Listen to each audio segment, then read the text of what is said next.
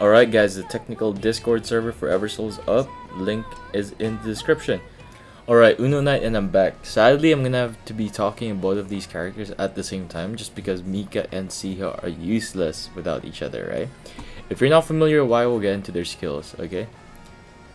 Oh, funny story actually. Somebody thought that I had all these characters Origin +5, but they didn't know I was just using the picture book. So yeah, anyways, we'll get into Mica and Seeha's base stats first.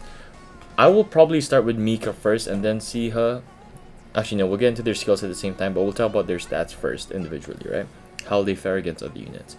Alright, now, Mica's stats in general, I'm pretty happy with, except for this lower attack stat, because if you're not familiar, standard DPS attack would be around 60,000, exception being Ayame at like 73,000, or other units such as Dora and Aira that, you know, have so many multipliers that their low attack stat doesn't matter. Problem is that even though she does have this times 1.2 attack, it doesn't scale well because her attack is very low. It just makes her, actually that 1.2 makes her still have lower attack than Flynn.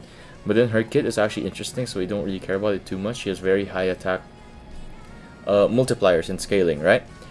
Now, another issue with this is that if you have characters such as Talia that give you like over 10% attack buff to the entire team, she won't benefit with this as much as compared to units such as Flynn, who generally have a higher attack stat. I'm not saying Flynn's a better unit, right? Definitely not. Sorry. Yeah. Now, when it comes to beast units, they generally have high defense compared to other characters, with the exception of characters such as Flynn, because she has 4,000 defense. It's just ugh.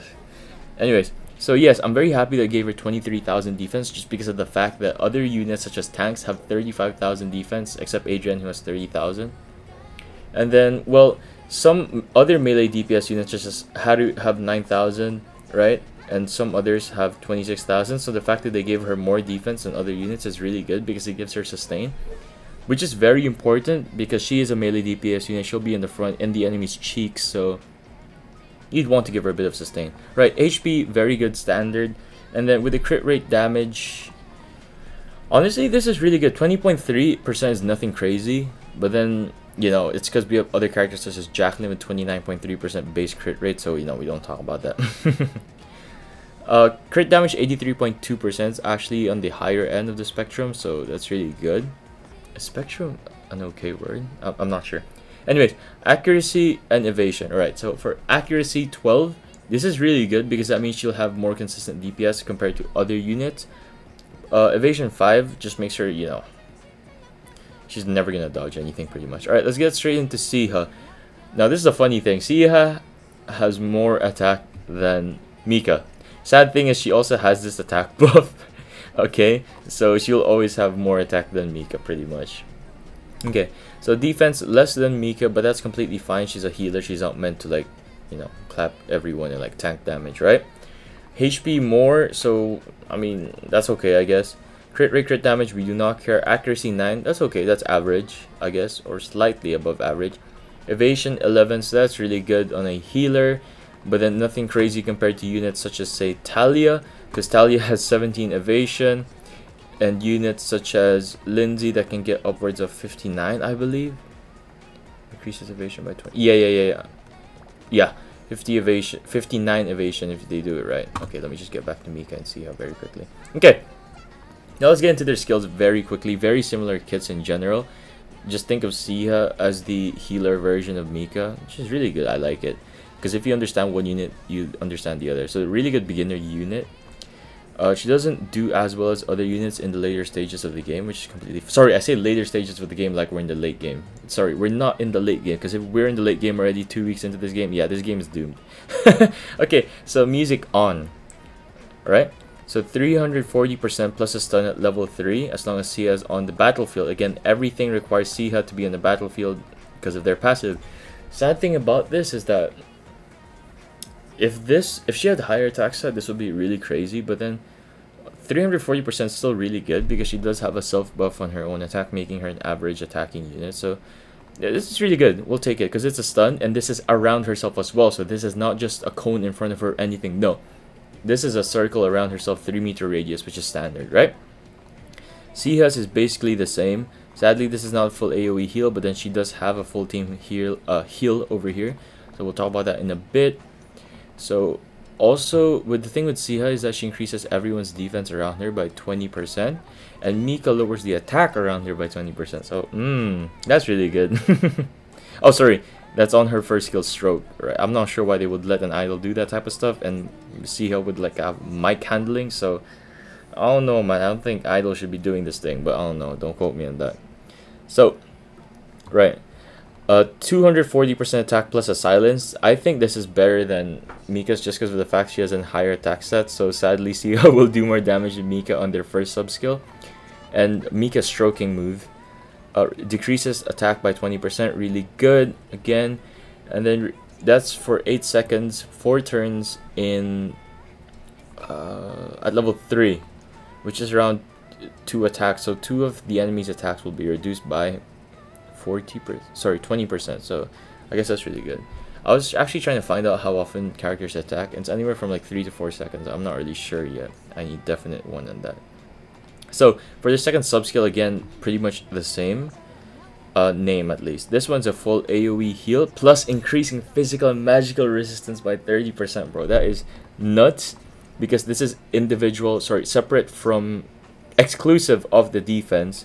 So when we're talking about harder content, magic and physical resistance are generally stronger, right? Because it does not care about your defense. It's a separate calculator in general, which is really good. Okay? Not sure how else to explain that, but just know that I prefer that over a defense one. So this is fantastic, man. Really, really good.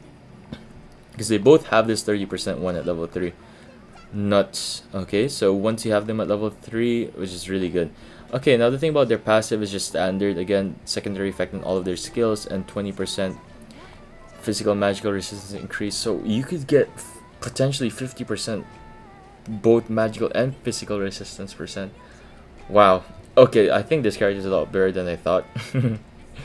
Sadly, they're beast units, so yeah, I'm not gonna explain why. Honestly, one of the better beast units, definitely. It's just that Sunni is such a bad tank.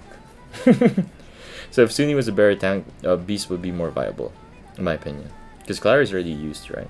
Anyways, let's just get straight into Mica's ultimate. Now this is my favorite part about Mica's kit. Wow, this thing does a lot of damage. 450% plus a stun at 4 seconds. Even with a low attack set, this is 100% gonna do more damage than characters such as Jade. Oh, Jade. Now for comparison, where is Mica? The other full screen ults are Petra, Jacqueline, Naya, Talia, and Jade, right? So obviously better than Jade. Better than Talia is at an early stage of the game. Damage-wise, okay? We're talking damage-wise.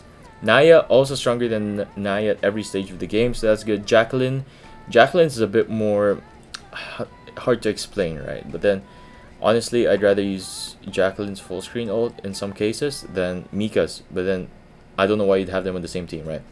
And then for Petra just has this thing where it's 16%. Oh, sorry, 14% of the HP. And it's a full screen ult.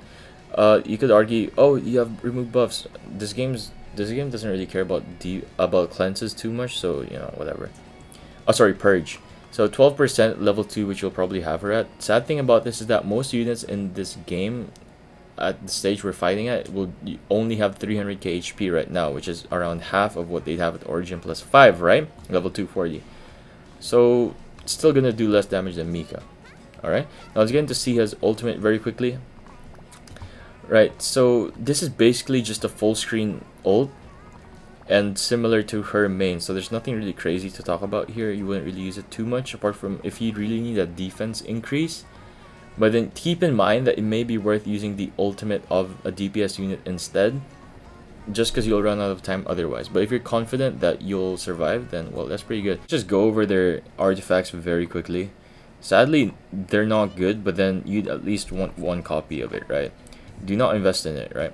So the only thing that changes as you upgrade it is the mana battery, which is nothing crazy. Alright, actually not even good.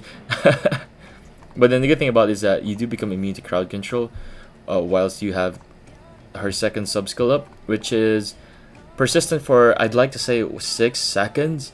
So yeah, paired with the 30% increase for both of them, really good. Again, copy paste of their artifacts, right? Pretty sad. Immune to crowd control. But then one copy is good, alright? Because you do get to see CC resistance. Now that's pretty much it. Let's get straight into Beast Gate, see where they actually shine, alright? So let me just do that. Yeah, you could have Mica in front as well, so she could tank the initial few hits as long as Seeha's there, which is really good. And yeah, because like I said, she doesn't really benefit too much from attack percent increase, so having her at the front isn't really a bad thing, right? So let's get straight into it. The gameplay. Then obviously we're going to rate their ultimates as well because, well, I want to see how good they are, right? Because I always tend to skip it. Now Mica, keep in mind, Mica did actually like get me out of the early game, so I managed to finish up until stage 10 just using Mica and Seeha. Just because of the fact that they have really high multipliers in their full screen ults, which at that stage of the game, bro, it's really easy to clear everything until like stage 10 without like using a brain, right? Alright, so we'll use Mica's ultimate first. Here we have the full screen ult. Wow. Yeah, that's good damage. Oh, I skipped it, my bad. Yeah, I do have the tendency to skip ultimates. We'll do another run after this just so we can see both of their ults. Now, you see Suni died again. Pretty sad. Man, we need a new beast tank. Honestly, I'm not sure what Honglan will be. I'm pretty sure she's beast. Alright, don't quote me on that one. But then, if she is a tank unit, hopefully she's good, man. Hopefully she's good. Although I do see her as being more of a support unit or a DPS unit, but I'm not sure. Or a healer even. But it's like, we already have 2 healers and beast, so one more is like, not really gonna be good. Right, really good. Okay, we'll do this again. Then we'll see how much damage she does at the end of the match compared to Aira, who's another decent beast DPS unit as well with Haru. Now, a lot of these beast units actually are melee. I guess only Flynn's the only non-melee unit. So, I'd say Flynn goes well in the Beast Gate as well. Just because of the fact that she'll get that Bear Alone buff. Because nobody else is going to be with her, right? Because all of these beast units just love to, like, fight with their hands or something. What? Alright, we'll do one more. Sorry about that, we didn't really see it. So, for this one, we'll check how much damage she does. I'm glad I got their skins, man. Shout out pre-registration. So there, keep in mind we did ult with Mica, so this is still really good because she managed to tank 62,000. Not as crazy as Aira, but then why would you pick one over the other in a beast gate? Use both of them, right? Obviously, the case would be different in Battlefront where that wouldn't really happen. You'd have to choose one or the other. I would say use Aira more unless you are using a beast-centered team. Just because, oh my god, Renee melted. Damn. Just because of the fact that if you're gonna use Mica, you have to understand that your team building will be centered around having Mica in your team and Seeha. Okay. Now this is a good and a bad thing because you are forced to get 2 units of beast over there, which can be a good thing if you want to get the 3+2 formation buff, right? So I love that ult. So the 3+2 buff, you could have 2 beasts, in this case Mica and Seeha, and pair her with other units such as, I don't know, 3 fairies, just because fairy is busted, or human like. I would not pair her at all with undeads, just because undeads really focus on damage over time. So yeah.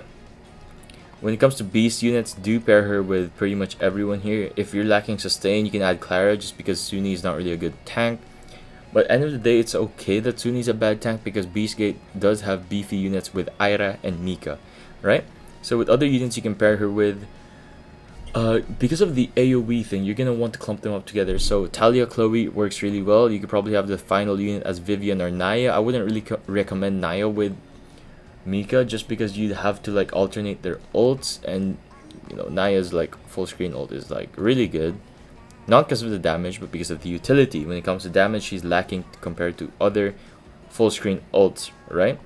So I say Talia, Chloe, Vivienne are really good, especially with that speed increase. Wow, you're just gonna pop those skills a lot more often. You could also have Angel there instead. Actually, yeah, I forget to mention that you could have Angel instead of Suni as a tank, just because, you know, Sui's not really good. When it comes to the human units, Geo would be a good support, Mephi a good sub DPS, Claire, and then again, we would not want to pair her with Undead, right? So that's pretty much it for the Mica and Seeha showcase, the two idols. Hopefully you guys got her from pre-registration, and please do subscribe because it will help me out a lot and will help you out a lot. I'll be incentivized to make more content like this, and you'll be kept up to date. Now, final thoughts. Mica and Seeha are actually pretty good. I wouldn't use them all the time. I do love their characters though, but yeah, they have a use for them. We have Beastgate. And I guess she's also really good in, I forget to say this, dungeon, right? Because at this point, yeah, I would have the Labyrinth guide up. In the Labyrinth, you can start the match with the full ult bar, and Mika's full screen ult is definitely one of the best in the game, especially in this early game, right? Okay, well, that's about it, and I'll see you in the next one.